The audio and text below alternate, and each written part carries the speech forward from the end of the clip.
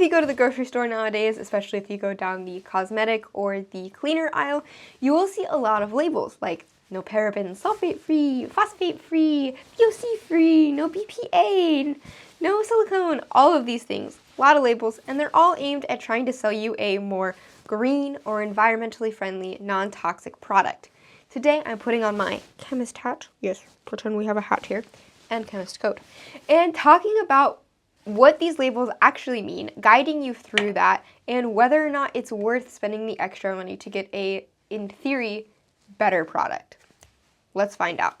So today I am working with the Native Moisturizing Shampoo and Conditioner, and my idiot self threw away our bottles that I actually had that I was using on my hair a couple days ago before filming this video. So I went to Walmart and took pictures of the products, which will be up on the screen for you to also see and follow along with me. So first off, I do want to begin with the fact that it is supposed to be a moisturizing shampoo and conditioner. So I thought I would just briefly talk about what does it actually mean to moisturize, like moisturizing shampoos and conditioners, lotions, face lotion. What are you doing when you're moisturizing? Moisturize me. Moisturizers are typically a combination of some sort of water and an oil.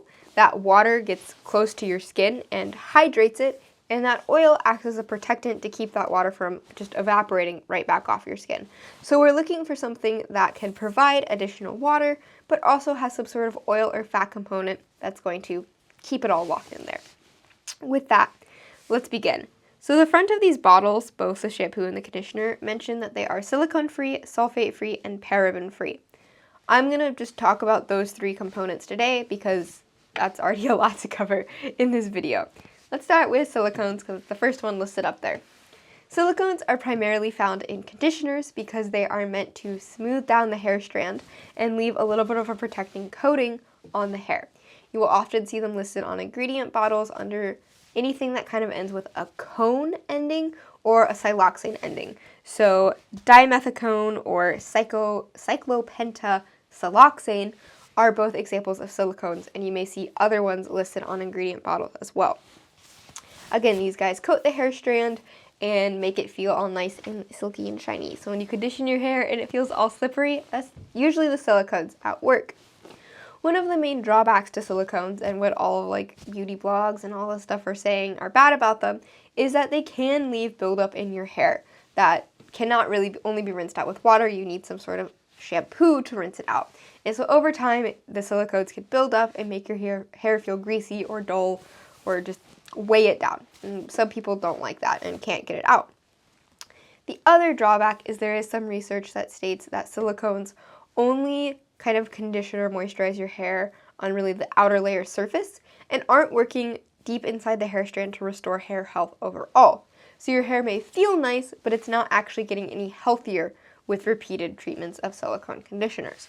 Instead of silicones in their conditioner, Native uses, that is the shampoo picture. Let me get back to the conditioner picture.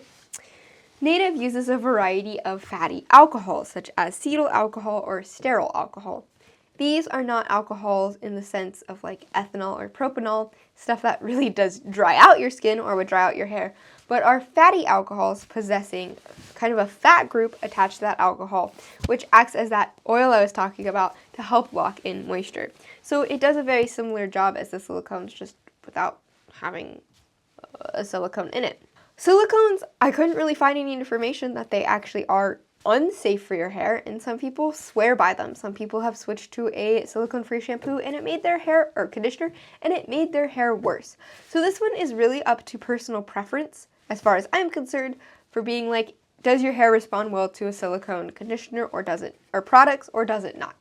And if it does, cool, keep it up, because everybody's hair is different, and if it doesn't, switch to something that's silicone-free. The next one is sulfates. So sulfates are a type of cleanser or a soap, and that's really what is responsible for causing that lathering effect in your shampoo. So you're shampooing it all up and it's getting all bubbly. That's all thanks to sulfates, typically known as or listed as sodium lauryl sulfate, ammonium lauryl sulfate, or sodium laureth sulfate. And sulfates are just compounds made out of sulfur atoms and oxygen atoms combined together. They're a cleanser, and they break down buildup, such as those caused by silicones, and other oils on your hair and allow them to interact with the water and be washed away. So you need shampoo to get rid of dirt and oil.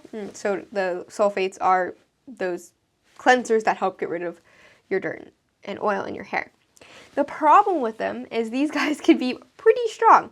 So sometimes they take away too much of the oil in your hair, too much of the natural oil in your hair, or strip away too much and can leave your hair feeling drier than it was before.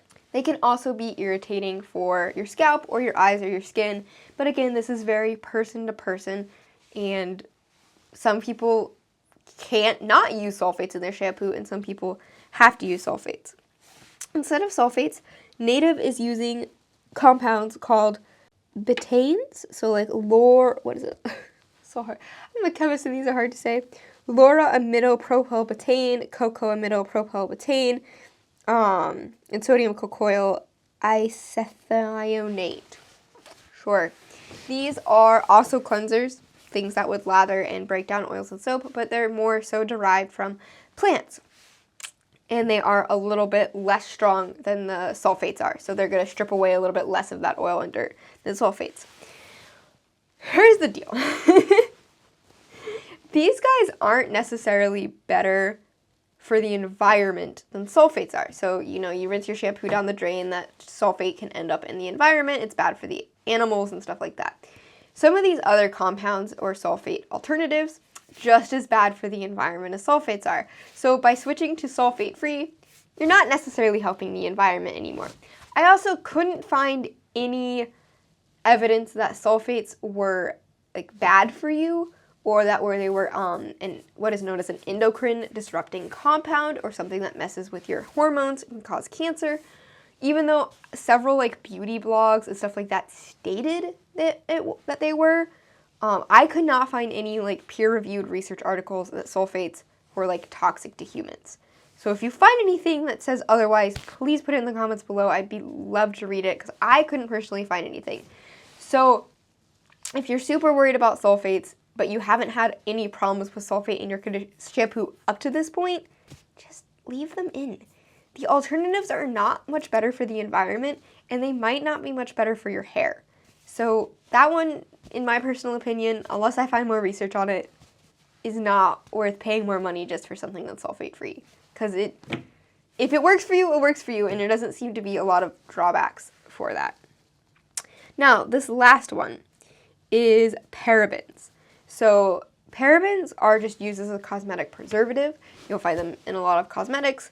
And they are often seen on labels with prefixes such as methylparaben, propylparaben, and ethylparaben. So anything, and then the word paraben is a paraben. Definitely avoid these. These are endocrine disrupting compounds that have been linked to causing cancer. You don't want them around in any of your things. So that one, avoiding parabens, that's a good one to avoid. After looking at these three compounds and whether or not they're worth avoiding in products, I'll be real with you. Silicones and sulfates seem kind of that line of very frou-frou products are ooh, be cool and don't use sulfates and silicones, buy my more expensive stuff instead. And if silicones and sulfates are working well for your hair, I could not find a scientific reason why you should stop using them. If you're looking for something to maybe strengthen your hair more or strip your hair less and make your hair less dry, consider switching to an alternative. But using a product with silicone and sulfates is not necessarily worse for the environment than some of these other alternatives companies are using, and I couldn't find any necessarily personal risk research from them. So again, new things may come out. Science is always changing as we learn more and more things, so that might change. But as for what I could find right now, they seem to be okay. So definitely don't do anything with parabens. But if silicones and sulfates are working for you, stick with it. So I'd love to do more of these videos if you'd be interested in hearing more about breaking down labels on the back of environmentally friendly products. Let me know in the comments below. Please like this video and subscribe to my channel. Check me out on Instagram and keep it sciencey!